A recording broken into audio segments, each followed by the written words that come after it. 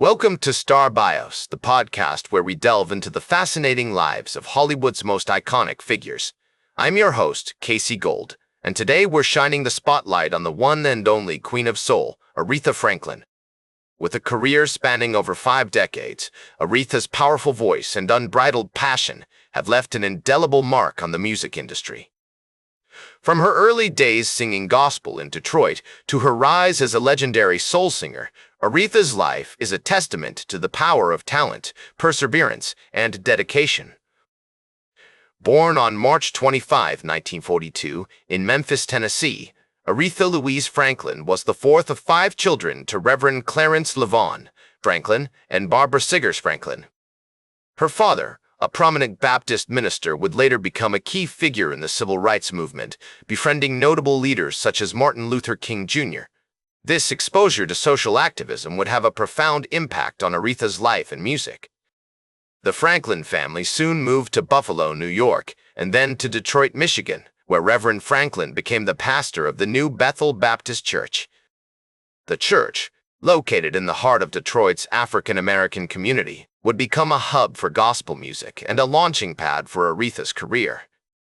As sources close to the star have shared with me, Aretha's family was incredibly supportive of her talent, often hosting impromptu performances and gatherings at their home, which became a melting pot for local musicians and artists.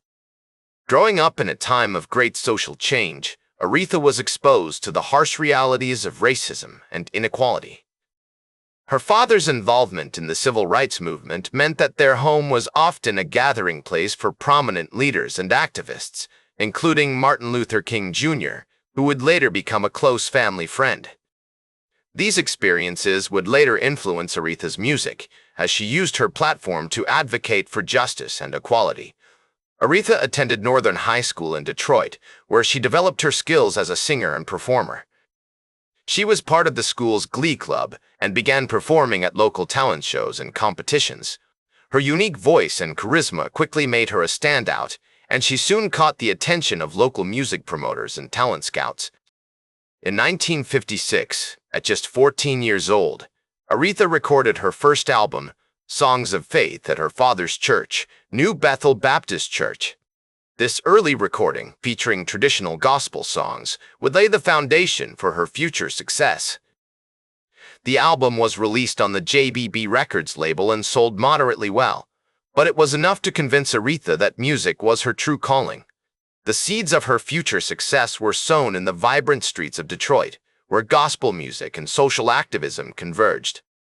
From her childhood performances at New Bethel Baptist Church to her early recordings and appearances on the local music scene, Aretha was destined for greatness. In 1960, at just 18 years old, Aretha signed with Columbia Records, marking the beginning of her journey as a professional recording artist. Her debut single, Won't Be Long, was released in 1961 and became a moderate success, but it was her subsequent singles, such as Rockabye Your Baby with a Dixie Melody and Runnin' Out of Fools, that truly showcased her unique vocal style and range.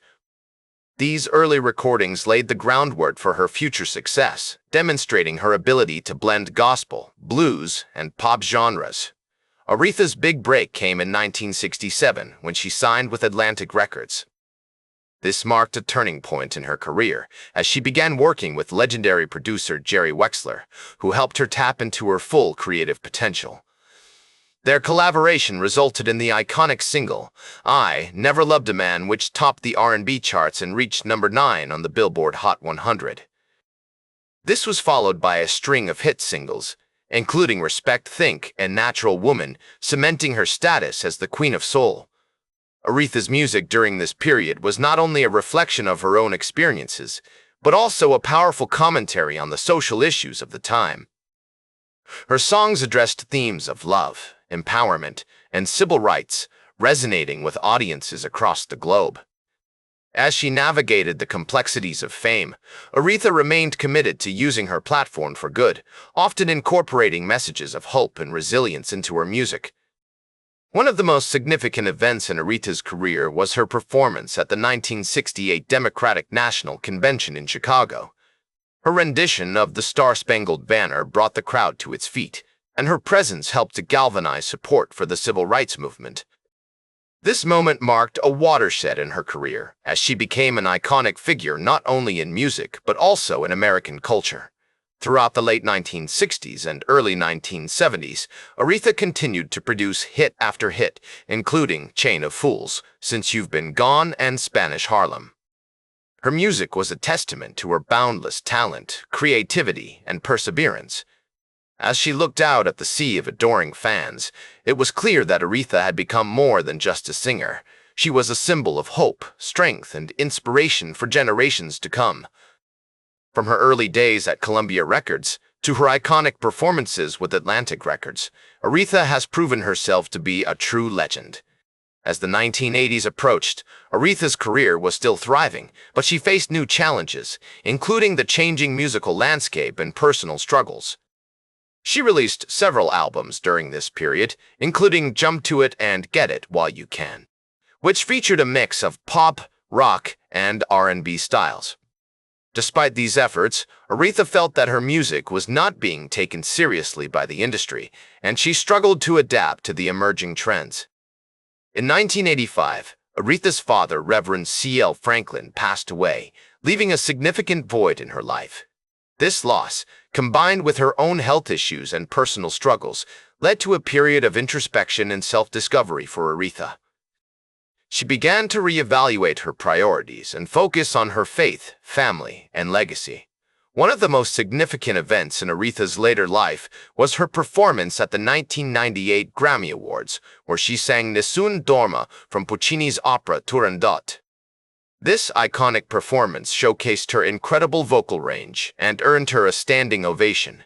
It also marked a turning point in her career, as she began to explore new musical genres and collaborate with younger artists. In the 2000s, Aretha continued to release new music, including the album So Damn Happy, which featured a mix of R&B, soul, and jazz. She also embarked on several tours, performing to sold-out crowds around the world. Despite her advancing age and health issues, Aretha remained committed to her craft, always striving for excellence and pushing herself to new heights. Throughout her later years, Aretha received numerous accolades and awards, including multiple Grammy Awards, a National Medal of Arts, and a posthumous Pulitzer Prize Special Award. She was also inducted into the Rock and Roll Hall of Fame, the Gospel Music Hall of Fame, and the UK Music Hall of Fame, cementing her status as one of the most influential and beloved artists of all time.